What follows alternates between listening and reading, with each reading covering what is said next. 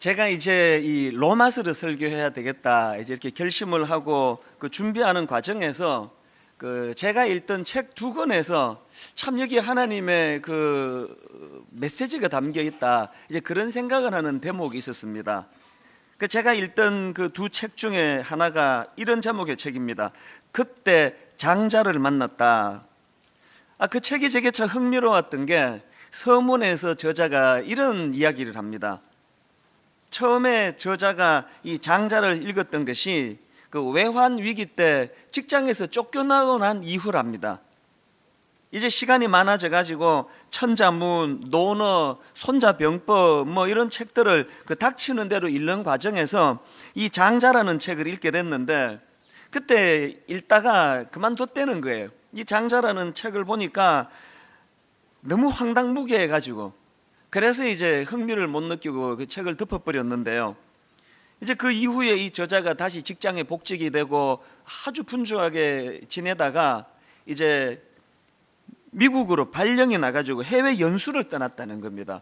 그래서 미국으로 해외 연수를 떠나면서 이제 비행기 안에서 우연히 이 장자를 다시 읽게 됐는데 이분이 찬찬히 장자를 읽다가 보니까 지난번에 그 황당무계하게 느껴졌던 내용들이 자기가 이 겉만 보고 잘못 판단한 그 오해했던 부분이더라는 겁니다. 그래서 이제 그 깊은 의미를 다시 살펴가면서 많은 깨달음을 얻어가지고 이제 이 책을 내게 되었다. 그렇게 이제 서문에서 그런 내용을 보면서 제가 왜 그 경험담이 흥미로웠느냐 하면은 그때 제가 이제 로마서를 준비하고 있을 때니까요. 혹시 제가 지금까지 너무 신학적으로 로마서를 그런 식으로 읽고 있는 건 아니었던가. 그래서 이 로마서가 진짜 말하고자 하는 핵심은 내가 파악을 하지 못하고 그렇게 로마서를 보고 있었던 건 아닌가. 그런 깨달음을 제가 얻게 된 적이 있었고요. 그런가 하면 그 즈음에 읽던 책이 한 권 더 있었는데 이 어린 왕자라는 제목의 책입니다. 이 책은 160개국 언어로 번역이 돼가지고 전 세계적으로 1억 부 이상 팔린 베스트셀러 중에 베스트셀러인데요. 제가 이제 그 새해가 되면서 문득 제 마음에 든 생각이 뭐냐 하니까 내가 자꾸 나이가 들어가면서 이 어린 시절의 그 순수함을 잃어가고 있는 건 아닌가. 이제 그런 생각이 들어가지고 이제 어른들을 겨냥해서 쓴 동화라고 하는 이 어린 왕자를 다시 꺼내가지고 읽기 시작했는데요. 이 책을 읽다가 보니까 이런 내용이 나오더라고요. 어른들에게 새로 사귄 친구에 대해 이야기하면 정작 중요한 것은 묻지 않는다. 그러면서 이제 그 하는 내용이 뭐냐 하니까 어른들은 이 쓸데없는 질문들을 한대요. 그 친구는 몇 살이니? 형제는 몇 명이야? 몸무게는 얼마나 나간대? 아버지 수입이 얼마나 되니? 이 별 중요하지 않은 껍데기에만 어른들은 관심을 가지고 질문하고는 그거 아는 걸 가지고 그 친구를 아는 것처럼 생각하는 게 어른들의 어리석음이라는 그런 내용을 제가 보면서 또 이제 제가 그 로마서를 준비하고 있을 때니까요. 혹시 제가 앞으로 하게 될 로마서 설교가 이 어린 왕자에서 지적하고 있는 이 별 중요하지 않은 그런 껍데기에만 마음을 가지고 그것 가지고 설교하는 이런 우를 범하게 되면 어떡하나. 그래서 이 로마서에서 정말 하나님이 말씀하시고자 하시는 그 내용, 그 핵심을 잘 파악할 수 있으면 좋겠다. 이제 그런 마음을 가지고 이제 그 두 책을 읽으면서 많은 깨달음을 얻고 또 생각을 했는데요. 사실 제가 이 로마서를 설교해야 되겠다고 결심한 것은 작년 4월입니다. 그때 제가 설교 시간에 말씀드린 기억이 나는데요. 어느 날 이제 새벽에 일어났는데 갑자기 로마서를 읽고 싶은 마음의 충동이 막 격동을 일으키는 거예요. 그래서 이제 그 새벽에 제가 로마서를 꺼내놓고 읽는데 마치 그 어린아이가 갈증을 느끼다가 물을 벌컥벌컥 막 들이키는 것 같은 해갈의 기쁨이 그 새벽에서 저에게 용솟음을 친 겁니다. 너무 마음이 기뻤는데요. 시편 119편 103절 주의 말씀의 맛이 내게 어찌 그리 단지요 내 입에 꿀보다 더 다니이다. 이 은혜로운 새벽을 제가 이제 누리면서 그때 제가 마음에 이제 결심을 한 게 이제 로마서를 설교해야 되겠다. 왜 그런 결심을 했냐 하면 사실 제가 분당 우리 교회를 개척하던 그 13년 전에 한 가지 하나님 앞에 약속한 게 있습니다. 하나님, 제 설교의 최전성기, 제 설교의 가장 전성기에 제가 로마서를 설교하겠습니다. 그래서 이 로마서를 지금까지 아껴뒀습니다. 근데 그날 작년 4월 달에 그 새벽에 하나님이 저에게 주시는 메시지가 뭐냐 하니까, 이 로마서는 너 전성기 때 하는 설교가 아니고 네가 로마서를 설교하면 전성기가 온다는 거예요. 제가 그 마음을 이렇게 느끼면서 용기가 나가지고, 사실 뭐 제 설교의 전성기가 될 때 로마서 한다 그러면 뭐 죽을 때까지 못하고 죽을 것 같아요.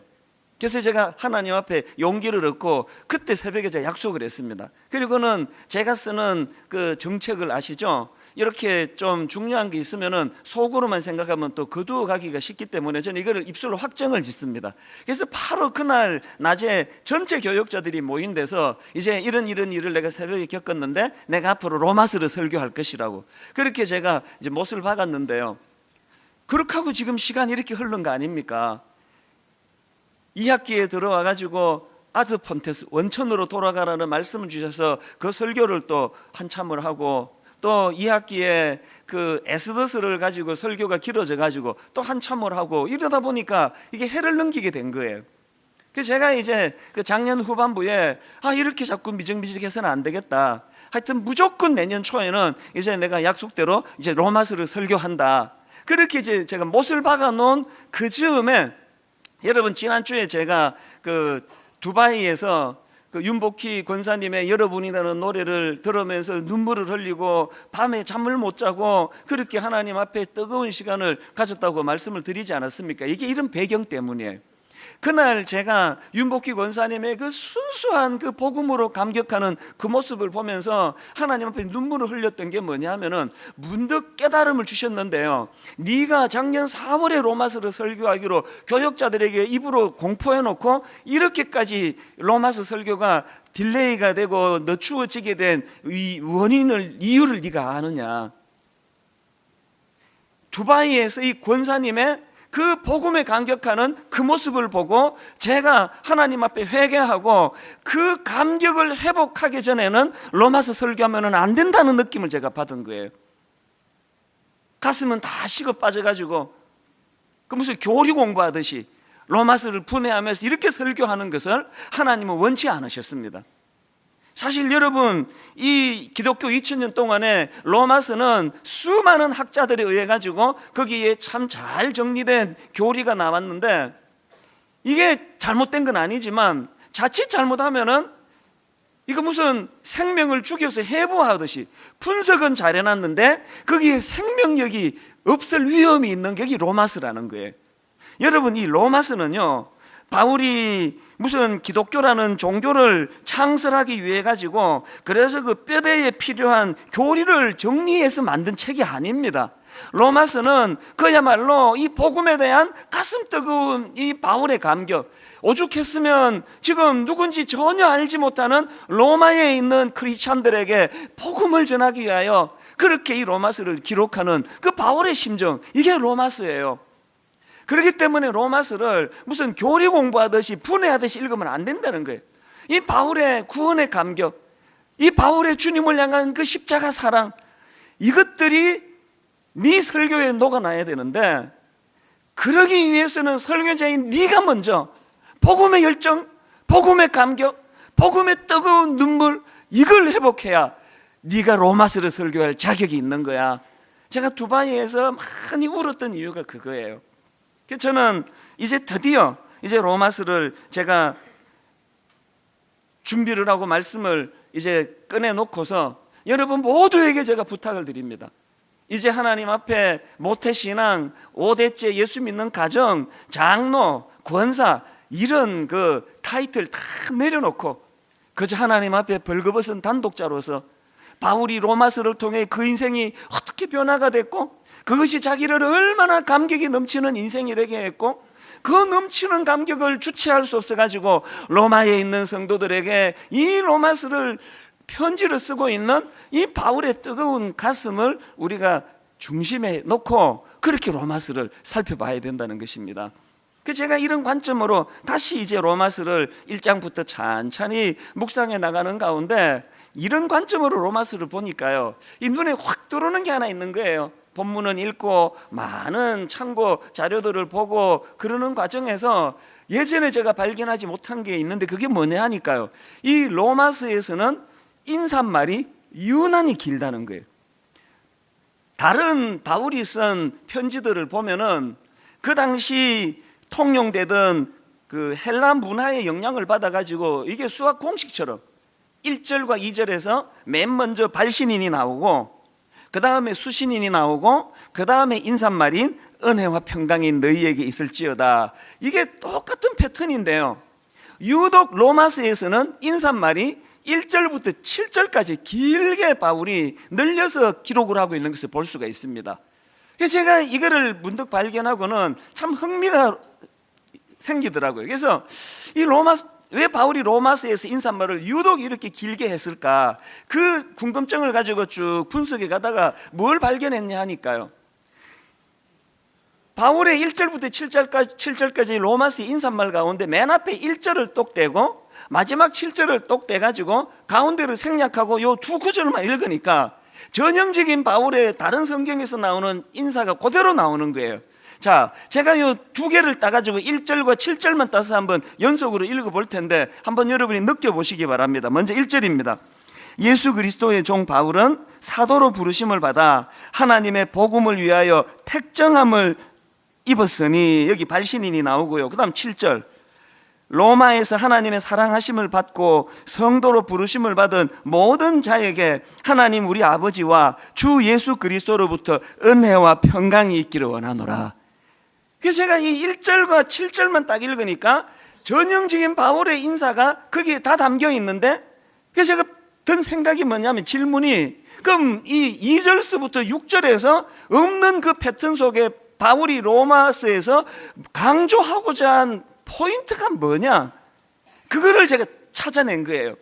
그걸 보니까 바울이 로마서를 기록하면서 서두에서부터 자기가 이 편지를 기록하는 데 있어서 이 세 가지를 그가 강조하기 위해서 인사말을 이렇게 길게 늘린 것을 제가 발견했는데요, 여러분 이제 오늘은 첫 시간이니까요, 이제 오늘 이 부분을 살펴보면서 바울이 인사말에서 강조하고자 했던 이 세 가지를 가지고 이제 앞으로 모든 남은 시간에 로마서를 읽을 때 이 세 가지 기준을 가지고 이걸 필터로 해가지고 로마서를 읽으셔야 된다는 겁니다. 그래서 오늘 이것 좀 살펴보러 가는데, 자, 첫째로요, 자, 여러분 이 바울이 로마서 서두에서부터 강조하고자 했던 세 가지 포인트 중에 첫 번째, 그게 복음을 강조해요. 복음.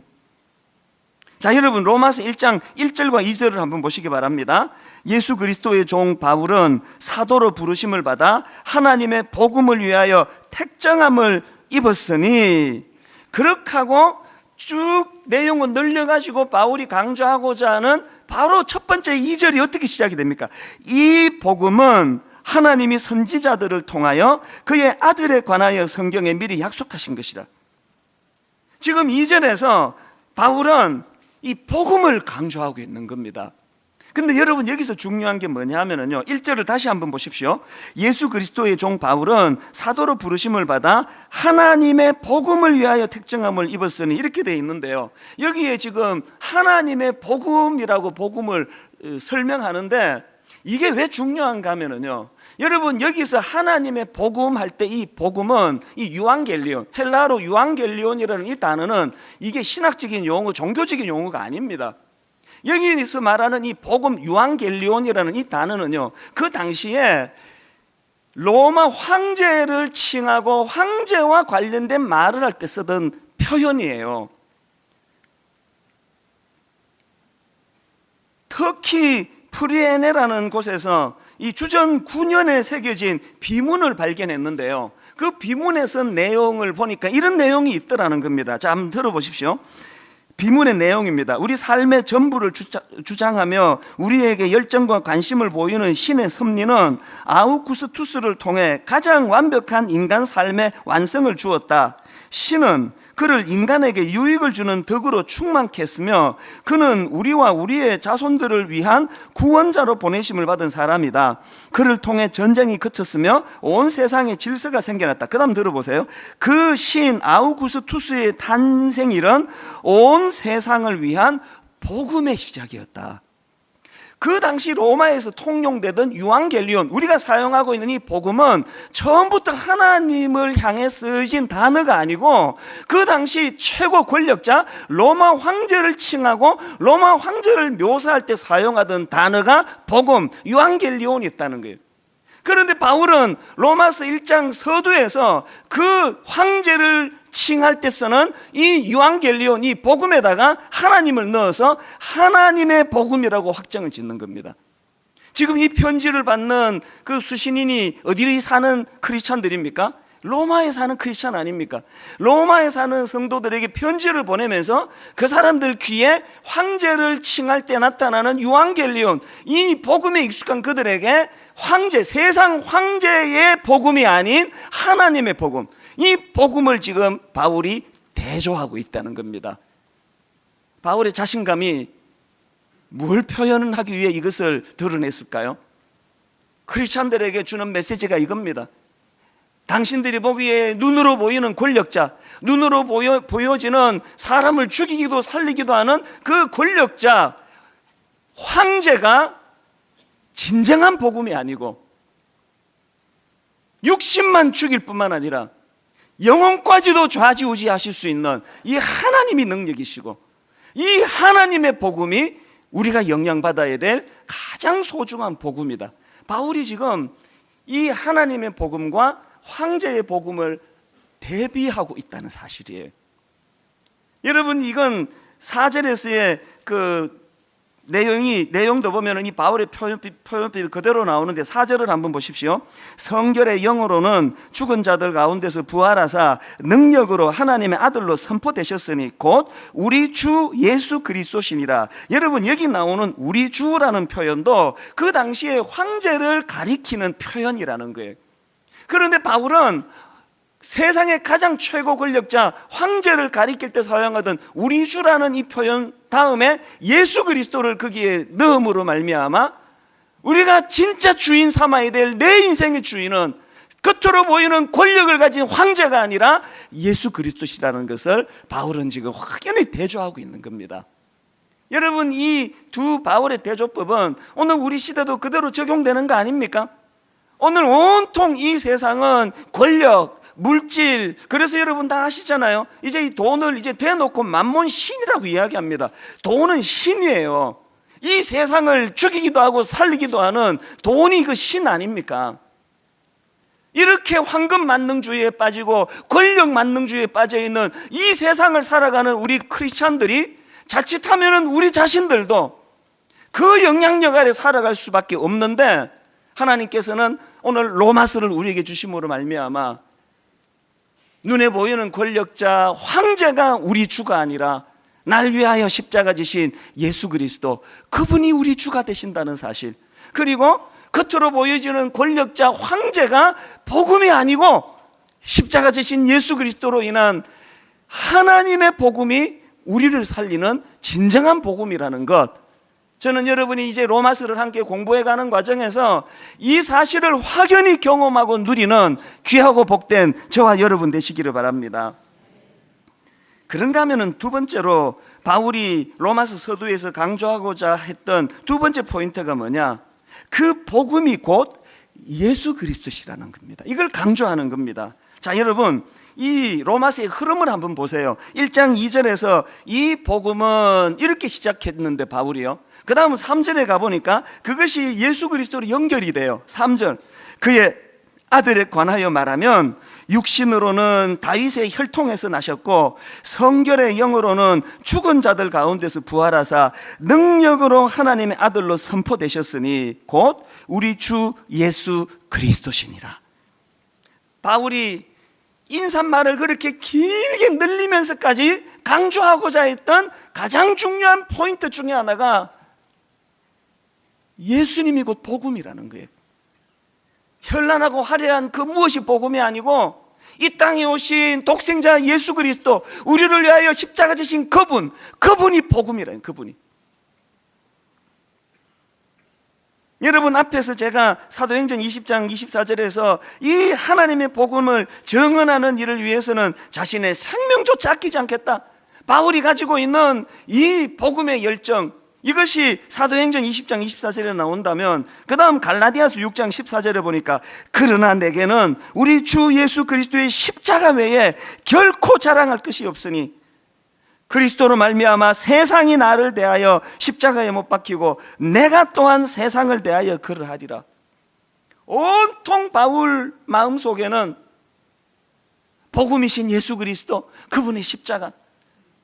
오죽했으면 디모데전서 1장 14절에서 우리 주의 은혜가 그리스도 예수 안에 있는 믿음과 사랑과 함께 넘치도록 풍성하였도다. 여러분, 바울 인생을 풍성하게 만드는 건 돈이 아니었습니다. 권력이 아니었습니다. 바울 인생을 풍성하게 만드는 유일한 도구, 복음이신 예수 그리스도, 그분으로부터 나오는 삶의 원동력, 기쁨. 제가 오늘 새벽에요, 이제 이 대목을 이제 다시 이렇게 쭉 다듬다가 문득 제 머릿속에 오래 잊고 있었던 한 장면이 떠올려져 가지고 이 입꼬리가 이렇게 잠깐이지만 이렇게 올라가는 그런 경험을 했는데요. 개척 초기에 경험한 일이에요. 이제 저를 조금 오래 지켜보신 분은 알지만 저는 좀 몸치예요. 그래서 제가 대학교 다닐 때 뭐 나이트 클럽 이런 데 가서 춤추고 이런 걸 제가 거의 하질 않았습니다. 그건 제가 경건해서 그런 것도 있지만 몸치래 가지고 그게 제가 흥미가 안 생겨요. 그래서 뭐 몸이 뭐 그냥 몸 뼈마디가 이렇게 뻣뻣해 가지고요, 놀랍고 감사하게도 우리 새아이가 모두 다 저를 닮아가지고 난 얼마나 감사한지 몰라요. 그렇게 제가 몸친데요, 교회를 이제 갓 개척하고 그게 언제쯤인지 기억이 안 나요. 제가 그 토요일인 건 기억하는데요, 어느 성도랑 이제 약속을 하고 제가 학교 여기 정문 앞에서 기다리다가요, 제가 이렇게 사람들 막 다니고 차 다니면서 춤을 췄습니다. 저기서 그런 적이 있었습니다. 그 점이 어떤 때인가 하면은 이제 교회를 금방 개척하니까 뭐 담임 목사가 뭐 다 하는 거 아닙니까? 새벽 기도도 제가 인도하고 수요 예배도 제가 인도하고 또 제자 훈련도 제가 인도하고 여러 가지 뭐 그때 등록 신방도 제가 다니고 이래 가지고요, 피곤에 쩔어 있을 때예요. 한 번은 정말 웃기는 일이 있었는데요, 그때는 이 성도님이 많지 않을 때 이 교회는 그럴 때가 재밌는 거예요. 성도님이 많지 않을 때라 가지고 아이디어를 참 많이 냈는데요, 이제 남자분들이 그때 새벽 기도를 많이 나오실 때예요, 저희 교회. 그래서 이제 새벽에 기도하시고 이제 출근하셔야 되니까 무슨 아이디어를 냈냐 하면은, 이제 우리 사도행전에 그 나오잖아요. 성도님들이 이제 새벽 기도로 오실 때 닥치는 대로 집에 있는 음식을 다 갖고 오시라. 그래서 어떤 분은 바나나를 갖고 오시기도 하고 어떤 분은 식빵을 갖고 오시도, 교회는 이제 토스트기 2개만 이렇게 이제 저 뒤에다 놓으면은 오시면서 이제 그 아침 먹을 뭐 빵이나 또 잼이나 이런 걸 이제 다 갖고 오시면 이제 남자 성도님들이 기도하시고 나가면서 거기에 이제 토스트 구워 가지고 잼 발라서 먹고 뭐 이러면서 이제 아침을 해결하고 하는 그런 상황이었습니다. 어느 날 제가 이제 새벽 기도를 인도하고 저도 나가가지고 이제 우유를 한잔하고 이렇게 토스트를 굽고 이러고 있는데요, 어떤 여집사님이 저보더니 킥킥킥 묻는 거예요. 그러더니 또 옆에 집사님을 보면 눈을 깜빡깜빡 하더니 또 그 여집사님도 저보고 또 묻는 거예요. 그래서 이게 뭔가는 있는데 이게 뭔지를 내가 몰랐는데 나중에 정신 차리고 보니까요, 얼마나 경황이 없었는지 오른발에는 구두가 신겨져 있고 왼발에는 운동화가 신겨져 있는 거예요. 이제 그러던 즈음이에요. 얼마나 정신없이 살았는지 이 짐작이 가지 않습니까? 바로 그 즈음인데 그야말로 피곤에 쩔어 있을 때예요. 근데 제가 이 학교 정문 앞에서 누구를 만나기로 약속했는데 제 안에 글자 그대로 그 바울이 예수 그리스도 그 복음으로 인해 가지고 그 마음속에 너무 풍성히 임한 그 은혜가 저에게 임하기 시작했는데요, 갑자기 제 마음에서 이 찬양이 하나 흘러나온 거예요. 그래서 정문 앞에 그 수의실 옆에 있는 교문 저 바깥쪽에서 막 춤을 췄습니다. 주님 한 분만으로 나는 만족해.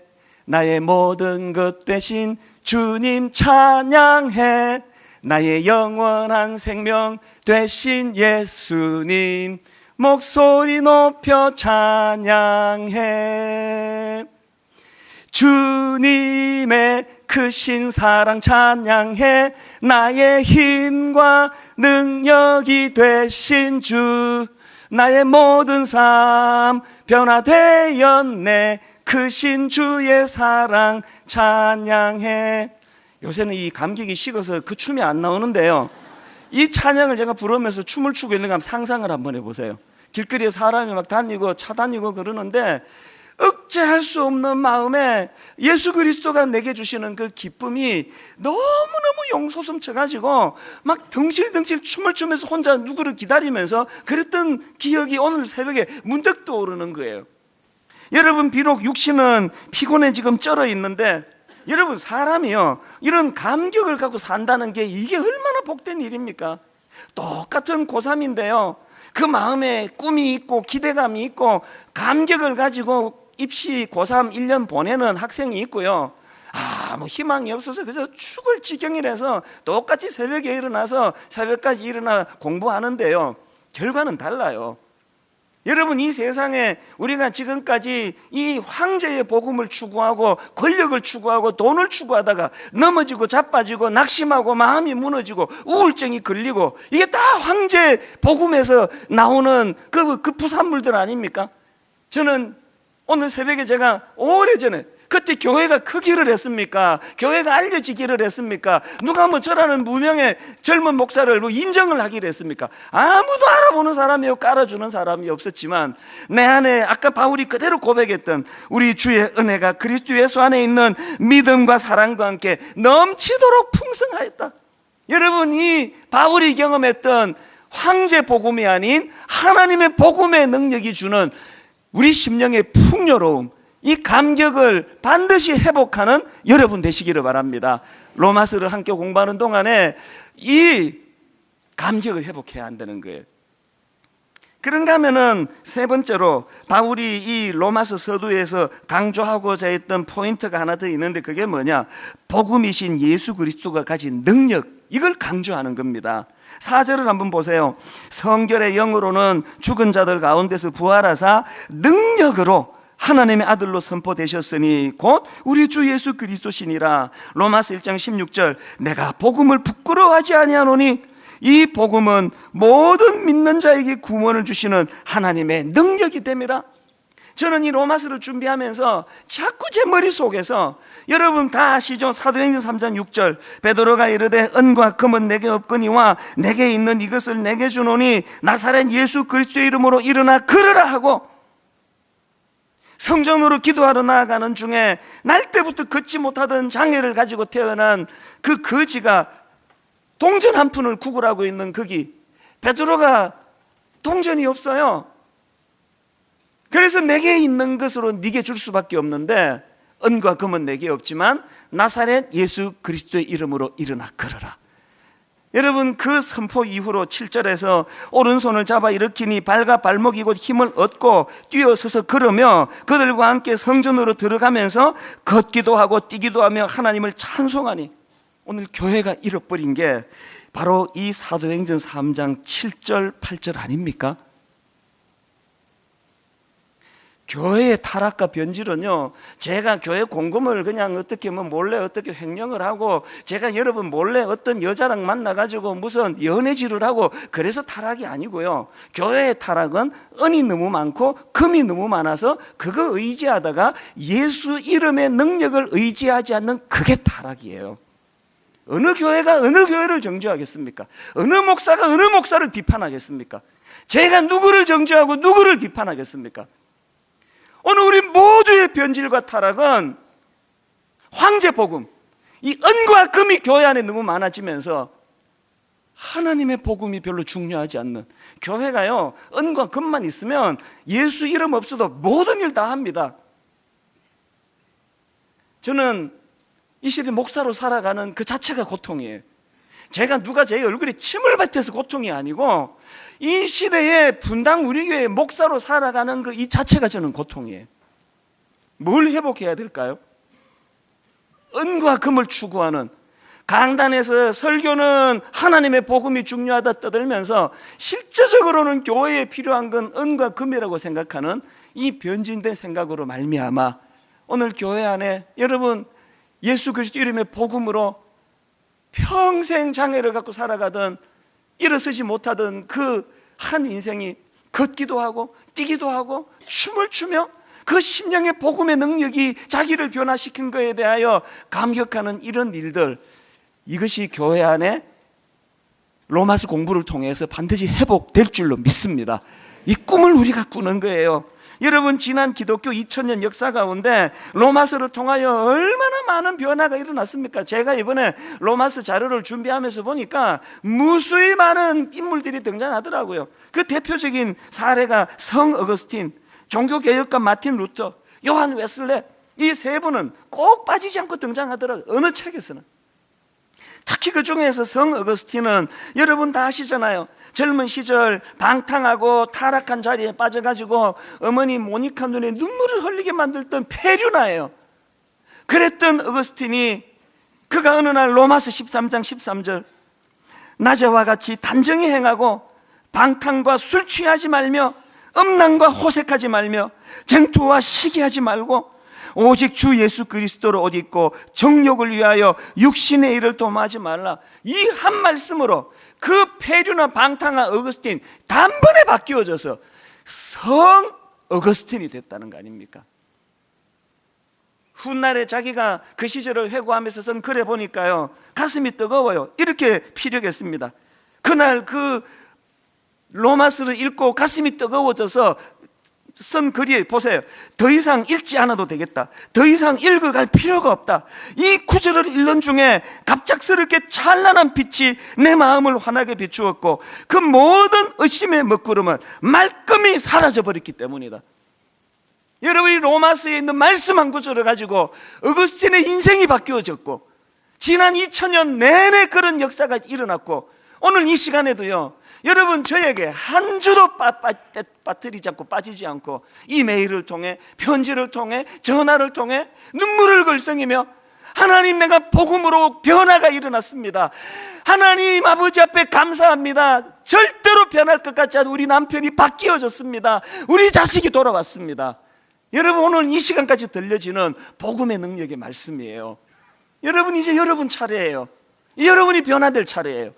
여러분이 하셔야 될 거, 제가 해야 되는 거, 로마서를 그달기로 설교하지 않고 가장 중요한 핵심을 파악하기 위하여 한 주 내내 묵상해야 되는 게 제가 할 일이고 여러분이 하셔야 될 거, 로마서에 대한 기대감을 가지는 거예요. 아버지, 어거스틴을 바꾸어 주신 하나님, 우리 아들도 변화시켜 주시기 원합니다. 하나님, 마틴 루터를 변화시켜서 위대한 종교개혁가가 되게 했던 것처럼 아버지, 우리 가문, 우리 가정 안에 비겁한 인생이 아니라 한 시대의 타락과 변질을 막아내는 아름다운 하나님의 인물이 우리 가정 안에 일어나기를 원합니다. 무엇보다도 하나님, 저는 모태신앙인데 오래 예수 믿었는데 저에게는 이 복음의 감격이 없습니다. 이제 이 로마서 공부를 통하여 내 안에 식어버린 복음의 감격이 솟구쳐 회복되기를 갈망합니다. 여러분, 이 기대하고 갈망하는 마음, 이것이 여러분이 하실 일이에요. 저는 오늘 결론을 맺으면서요, 지난 그 12월 달 수요 예배 때 제가 제자훈련, 사역훈련, 수료 예배를 드리면서 드렸던 그 편지 하나 여러분에게 읽어드리고 말씀을 마치려고 하는데요, 이 편지는 어떤 사연인가 하니까 제가 이제 그 사역훈련 마지막으로 연합 특강을 했습니다. 다 모여 계시는데요, 한 200명이 넘었던 걸로 기억을 해요. 근데 그 참 공교롭게도요, 요즘에 앉았던 어떤 연세가 좀 있는 어른이에요. 그분이 강의를 듣고 있는데 마침 제가 이제 그분을 보고 있는데 내가 그걸 생생히 봤어요. 갑자기 이분이 눈이 이렇게 풀어지시는 거예요. 눈이 풀어지시더니 옆으로 스르르 썰어지더니 툭 떨어지시는 거예요. 그래서 이제 강의를 못하고 중단했습니다. 그 주변의 분들이 이제 웅성웅성하는데 상태가 심각한 거예요. 마침 훈련생 중에 의사분이 계셔가지고 이제 한쪽은 인공호흡을 하고 긴급 조치를 하고, 한 분은 또 119에 전화를 해서 연락을 하고, 나머지 분들은 제가 강의를 중단하고 이제 위급한 상황이 지금 발생했는데, 이 시간 우리 함께 하나님께 매달려 기도하자 그래서 중보기도를 요청했더니 참 고맙게도요, 누군지도 모르는 분이에요. 200명이 넘는 모임 안에. 그런데 그날 막 엉엉 통곡 소리를 내면서 하나님 앞에 막 회개하며 눈물로 하나님 앞에 살려달라고 기도하는 이런 일이 벌어졌어요. 그리고는 이제 병원으로 가셨는데, 제가 참 그 이상하게 그날 담대하게 선언했습니다. 이제 다 회복이 됐으니까 이제 걱정 안 하셔도 된다고, 강의 계속하겠다고. 이 믿음의 선언이 문제가 뭐냐 하면은, 다 선언하고 제정신 차려서 생각하면 그 진짜 괜찮을까, 이런 이 부작용이 있는 게 좀 문제가 좀 있습니다. 이게 제가 자꾸 그 생각이 나, 이분 어떻게 됐을까. 한 며칠이 지났는데요, 홈페이지에 이분이 글을 올리셨어요. 그걸 제가 읽어드리려는 거예요. 자, 한번 들어보십시오. 저는 12월 6일 사역훈련 담임 목사님 강의 시간에 의식을 잃은 모 집사입니다. 심장이 멈춘 그 순간 하나님께서는 같은 공간 안에 의사 2분을 예비하셨습니다. 그래서 죽음에서 다시 소생할 수 있었고, 8층에 저의 아내가 있었기에 함께 신속히 병원으로 이송될 수 있었습니다. 그때 저의 혈압은 40-30이었습니다. 또한 맥박이 20까지 떨어지는 쇼크가 2번이나 왔습니다. 더욱 심각한 것은 평소에도 좋지 않았던 신장 기능이 정지되어 소변이 7시간 동안 배출되고 있지 않았습니다. 담당 의사 선생님께서는 지금 당장 투석을 하지 않으면 오늘 밤 안으로 사망한다고 단호하게 말씀하셨습니다. 일반 투석 시간이 서너 시간인 것에 비해 저는 특수 투석 24시간을 필요로 했고, 1회로도 부족하여 3-4일 이상을 풀로 투석해야 할 것이라고 추정하였습니다. 그렇게 저는 응급실에서 MICU 내과 중환자실로 옮겨졌고, 몸에 수많은 호스들을 덕지덕지 붙인 채로 특수투석을 받았습니다. 그날 밤 하나님께서는 제 몸의 모든 장기를 고치기 시작하셨습니다. 기나긴 혼자만의 싸움을 쉼없는 기도로 채워나간 지 10시간 만에 기적적으로 투석은 종료되었고, 신장을 비롯하여 심장과 모든 장기들이 정상으로 돌아왔습니다. 투석 후 혹시나 모를 이상에 대비해 특수검사까지 하였는데도 아무런 이상이 없어 응급실로 이송된 지 6일 만에 퇴원을 했습니다. 그날 수료 예배가 있는 그날 이분이 아내와 함께 저를 찾아왔는데, 제 마음에 무슨 감격이 들었냐면, 이분이요, 그날 버스를 타고 가다가 이런 일이 났으면 이분 돌아가셨어요. 되게 혼자 계시다 이런 일이 났으면 100% 돌아가셨습니다.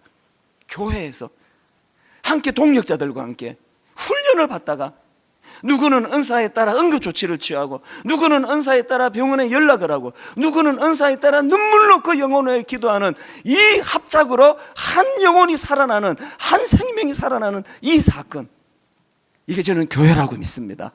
여러분, 로마서를 공부하는 내내 분당 우리 교회 안에 이런 생명이 살아나는, 영혼이 살아나는 역사가 일어나기를 주님 이름으로 축원합니다.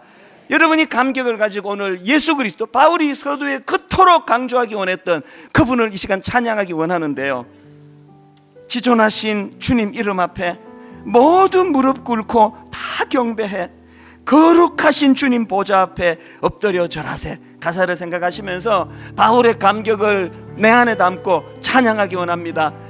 지존하신 주님 이름 앞에, 지존하신 주님 이름 앞에 모두 무릎 꿇고 다 경배해. 모두 무릎 꿇고 다 경배해. 거룩하신 주님 보좌 앞에 거룩하신 주님 보좌 앞에 엎드려 절하세. 엎드려 여러분, 바울의 감격으로 주님을 찬양합니다. 예수는 그리스도, 예수는 그리스도, 예수는 주, 예수는 주, 하나님의 영으로, 하나님의 영으로 경배드리리. 경배드리리. 저는 여러분 이 찬양 다시 한번 부를 텐데요, 영으로 여러분을 보면서 저분도 이랬어야 되는데, 저분도 이랬어야 되는데, 저 가정도 일어나야 되는데, 저 집 아이도 회복이 돼야 되는데, 여러분, 황제를 쫓는 황제의 복음으로 받는 그 상처밖에 없습니다. 황제 복음을 쫓다가 받은 상처를 하나님의 복음 십자가로 치유를 받아야 되는 것이 교회입니다. 여러분, 이 찬양 다시 한번 부를 때, 하나님, 저도 사도행전 3장에 걷기도 하고 뛰기도 하고 감격하여 노래를 부르던 평생 걷지 못하던 그 장애인처럼 저 가정에도 이런 일 허락해 주셔서 감격이 회복되기 원합니다. 그 갈망을 가지고 이 시간 한 번 더 찬양 부를 때 주님에게 집중해서 이렇게 찬양합니다. 지존하신 주님 이름 앞에, 지존하신 주님 이름 앞에 모두 무릎 꿇고 다 경배해. 거룩하신 주님 보좌 앞에, 거룩하신 주님 보좌 앞에 엎드려 절하세. 진실된 마음으로 주님을 찬양합니다. 예수는 그리스도, 예수는 그리스도, 예수는 주, 예수는 주, 하나님의 영으로, 하나님의 영으로 경배드리니. 뜨거운 가슴 주님 앞에 회복하며 더 큰 소리로 지존하신 주님 이름 앞에 모두 무릎 꿇고 다 경배해. 상한 마음 주님 앞에 내려놓고 거룩하신 주님 보좌 앞에 엎드려 절하세. 세상 권력자가 우리 주인 아닙니다. 예수는 그리스도, 예수는 주, 하나님의 영으로 경배드리니. 황제 복음을 쫓다 받은 상처 치유되기를 원합니다. 예수는 그리스도,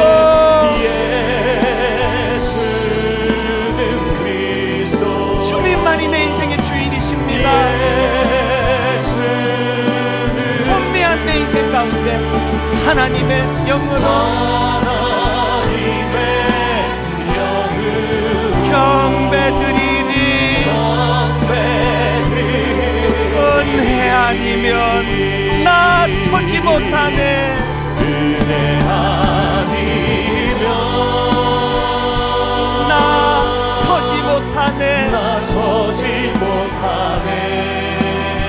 십자가의 그 사랑, 십자가의 그 능력 아니면 능력 나 서지 못하네.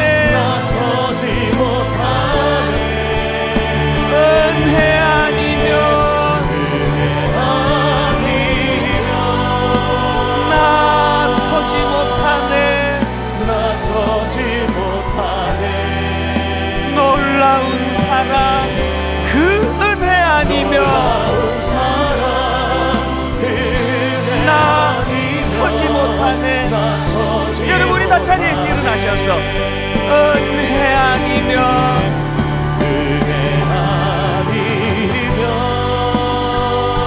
나 서지 못하네. 황제의 복음이 아닙니다. 십자가의 그 사랑, 능력 아니면 나 서지 못하네. 은혜 아니면 나 서지 못하네. 완전한 사랑, 그 은혜 아니면 완전한 사랑 그 은혜 아니면 나 서지 못하네.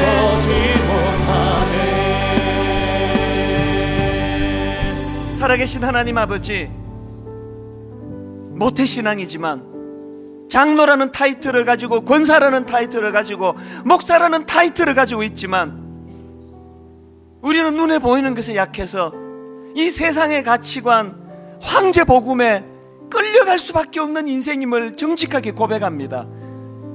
은이 중요하고 금이 중요하다가 나사렛 예수 이름의 능력을 놓치고 살아가는 오늘 현대 교회들을 불쌍히 여겨주시기를 원합니다.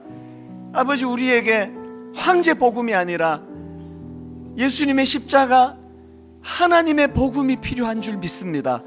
하나님, 겉으로 보이는 권력과 겉으로 보이는 황제가 복음이 아니라 예수 그리스도 십자가로 인한 하나님의 복음, 예수 그리스도가 내 인생의 주인 되심을 로마서를 살피는 가운데 우리도 바울처럼 확정하는 그 믿음을 허락하여 주시옵소서.